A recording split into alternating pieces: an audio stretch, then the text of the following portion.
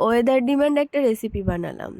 পাস্তাটা সচরাচর আমরা স্যুপ হিসাবে খাই না, কিন্তু আমি দেখলাম স্যুপ হিসেবে বানিয়ে কেমন লাগে। খুব একটা খারাপ হয়নি, ভালোই হয়েছে। আর স্যুপ তো আমার এমনিই পছন্দ।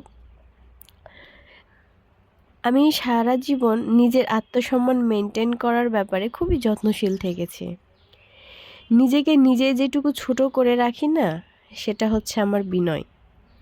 অন্য কেউ আমাকে কোনোভাবে ছোট করে দেখলে আমি তাকে তাচ্ছিল্য হিসাবে বিবেচনা করি এবং যত দ্রুত সম্ভব সেসব মানুষের কাছ থেকে সরে আসি। আর যারা আমাকে অশ্রদ্ধার চোখে দেখবে, যে কোনো কৌশলে আমি তাদের দৃষ্টির বাইরে চলে যাই। প্রতিশোধ নেওয়ার খুব একটা ইচ্ছে নেই আমার, তবে তাদের দৃষ্টির বাইরে গিয়ে নিজেকে আড়াল করে রাখার চেষ্টা করি।